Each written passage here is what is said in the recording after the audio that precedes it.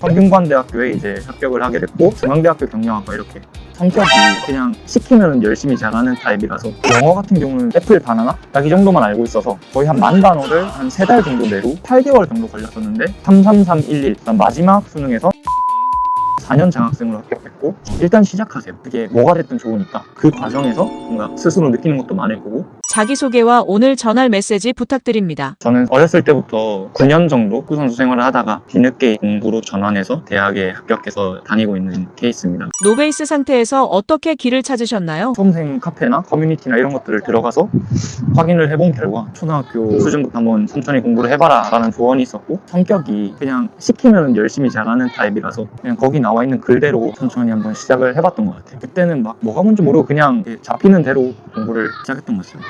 초등 단어부터 시작한 영어 공부법이 궁금합니다. 영어 같은 경우는 제가 이제 알파벳 정도만 알고 있어서 애플 바나나 딱 이 정도만 알고 있어서 그 이후에 어떻게 해야 될지 사실 정말 막막했었는데 지식인에 물어봤을 때 초등학교 영단어를 서점에서 사가지고 그거를 한번 3번씩 돌려보래요. 사기는 샀는데 이게 어떤 발음인지 모르니까 네이버에 들어가면 그 스피커가 있어요. 네, 스피커를 누르면 발음이 나온단 말이에요. 아, 이 단어가 이런 발음이 있고 그 다음에 이런 뜻이구나라는 걸 계속 상기시키면서 3회독, 4회독 이러면서 계속 인지시켰던 것 같아요. 초등학교 영단어부터 다 3회독하고 중학교 영단어 올라가서 또 3회독, 4회독하고 고등학교 1학년 3, 4회독, 수능 영어 단어 3, 4회독 이렇게 해서 거의 한 10,000단어를 한 3달 정도 내로 다 외웠던 것 같습니다.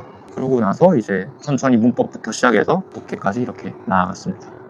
막막했던 국어, 읽기 습관은 어떻게 만드셨나요? 국어 같은 경우는 글이랑 너무 거리가 먼 삶을 살았어서 처음에 글을 읽는데 모든 게 다 낯설게 느껴지고 글이 튕겨나가는 거예요. 그래서 이걸 어떻게 좀 극복할 수 있을까라고 생각을 했는데 노베이스 국어 공부법 이런 것들을 이제 보면서 중학교 비문학 독서책을 사가지고 천천히 한 글자 한 글자 읽어보는 연습부터 먼저 했었어요. 그러니까 글이랑 너무 친숙하지 않았으니까 글을 최대한 많이 읽어보자고 생각을 했고 읽고 생각하는 습관 그거를 키우려고 좀 많이 연습을 했던 것 같아요. 뭔가 난이도 있는 글보다는 좀 나한테 맞는 글 그리고 내가 충분히 이해할 수 있는 글로 먼저 독해력을 충분히 쌓아가는 게 훨씬 더 중요하다고 저는 생각해요.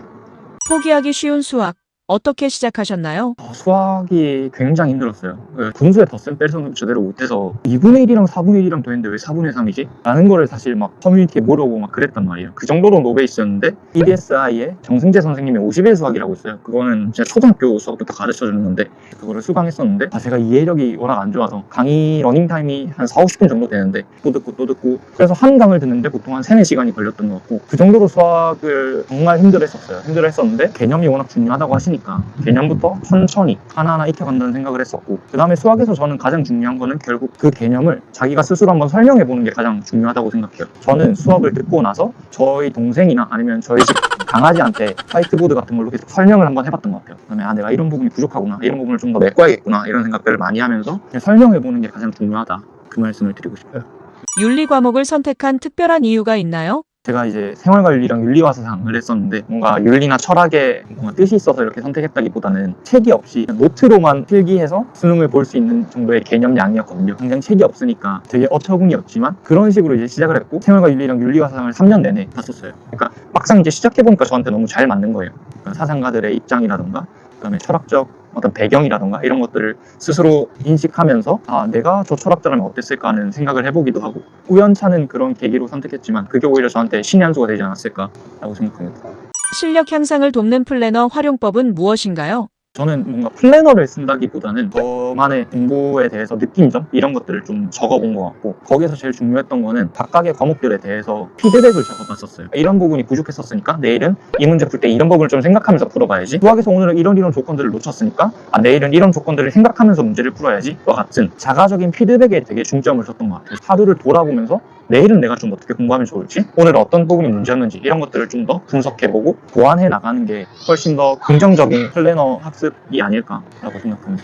축구의 시작과 올인하게 된 계기는 무엇인가요? 초등학교 때부터 원래 운동을 좀 좋아하긴 했었는데 방과후로 축구를 계속 하다가 초등학교 3학년 때였는데 부모님께서 코치님이 전화가 오셨는데 너 한번 축구해볼래? 라고 여쭤보셨고 저도 동의를 했는데 어머니가 많이 반대를 하셨어요. 그때 이제 제가 막 밥도 안 먹고 나 축구 안 시켜주면 학교 안 간다 엄청 막 이렇게 때를 썼었던 기억이 있어요. 그래서 이제 어머니도 결국에는 마지못해 허락을 하셨습니다. 그래서 축구를 시작하게 됐고 새벽 6시부터 운동을 시작하고 그 다음에 8시쯤에 운동이 끝나서 이제 학교 가고 또 학교에서 마치 마치고 나면 또 운동하고 이렇게 진짜 전문적인 운동선수의 삶을 살게 되었고 학교에 거의 가질 않았어요. 제 생기부를 보시더라도 거의 다 결석이나 공결 처리가 되어 있고 정말 학교 수업을 제대로 나가지 않았던 고등학교 올라가서 사실 현실적인 벽에 굉장히 많이 부딪혔던 것 같아요. 저는 새벽, 오전, 오후, 야간 이렇게 하루에 4번씩 운동을 하면서 그 누구보다 치열하게 살았는데 저보다 운동을 열심히 안 하는 또는 게으른 친구들이 오히려 경기를 뛰게 되고 감독님에게 더 주목을 받게 되고 이런 상황을 보다 보니까 스스로도 되게 많이 지쳤고 정말 나는 축구 선수가 될 수 없겠구나라는 생각을 했던 것 같습니다. 축구를 그만두던 당시 심경은 어떠셨나요? 고등학교 2학년 여름 대회가 끝나고 나서 더 이상 내가 좋아하는 축구를 할 수 없겠구나라는 생각을 했었어요. 집안 형편도 그렇게 좋지 못한 상황에서 축구 회비나 이런 것들을 다 감당하기에는 너무 힘이 들었고 더 최악이었던 거는 제가 이제 축구가 싫어졌어요. 너무 많은 상처를 받았었고 그래서 축구를 이제 그만둬야겠다고 생각을 했는데 사실 그때 이제 일반 학교로 전학을 가고 나서도 학교에 적응을 너무 못하다 보니까 운동을 그만두고 고등학교 3학년 올라갈 때 학교를 그만두게 됐고 학교를 그만두고 나서는 사실 너무 많은 방황을 했었어요. 그 과정에서 이제 아버지께서 그러면 검정고시라도 좀 한번 따봐야 되지 않겠냐라고 해서 그냥 가벼운 마음으로 사실 이제 공부를 시작하게 되었고 기본이 워낙 안 돼 있다 보니까 검정고시 학원에 가면 사실 할머니들이랑 같이 이제 수업을 듣거든요. 수업 듣고 막 따라하고 그러면서 이제 공부에 조금씩 흥미를 느끼기 시작했던 것 같아요.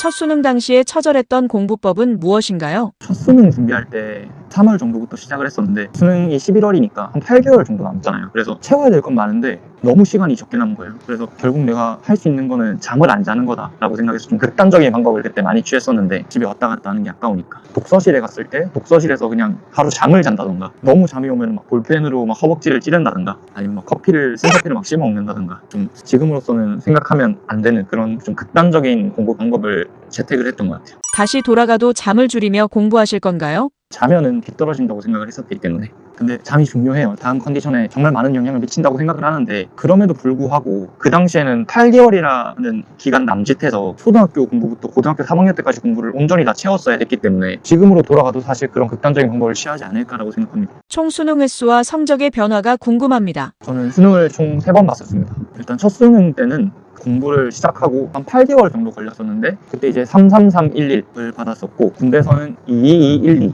이렇게 성적을 받았었고요. 그다음 마지막 수능에서 이제 12212를 받아서 성균관대학교에 이제 합격을 하게 됐고 지금 다니고 있는 교원대는 4년 장학생으로 합격했고 중앙대학교 경영학과 이렇게 정시로 합격하게 되었습니다. 시험을 앞둔 수험생들에게 조언 부탁드립니다. 지금 이 시기는 기본이나 기초를 훨씬 더 잘 닦아야 되는 시기라서 너무 많은 문제를 풀고 너무 많은 양치기를 하기보다는 기초나 기틀을 좀 잘 다질 수 있는 학습을 하는 게 좋을 것 같다고 생각이 들고 양을 늘리는 거는 여름방학 이후에도 충분합니다. 그래서 지금은 나에게는 어떤 단점이 있는지 내가 평소 하는 실수는 뭔지 이런 것들을 면밀하게 분석해서 어떻게 보완하면 좋을지 이런 것들을 좀 능동적이고 적극적으로 고민해보는 게 지금 시기에서 가장 필요한 공부법이라고 저는 생각합니다. 6월 모의평가 전까지는 기출 문제를 그래도 한 1회독에서 2회독 많으면 3회독 정도까지는 해야 된다고 생각을 합니다. 그리고 6월 모의평가 이후에는 사설 문제나 엔제 같은 많은 문제들을 풀어나가면서 여러 가지 문제 계속 적용을 해보고 약점들을 발견하는 그런 시기라고 생각을 하고 9월 모의평가 이후부터는 사실 이제 마무리 단계이기 때문에 시험 운영할 때 좀 어떤 부분이 문제 있는지 이런 것들을 좀 보완하면 좋은 학습이 아닐까라고 생각을 해요.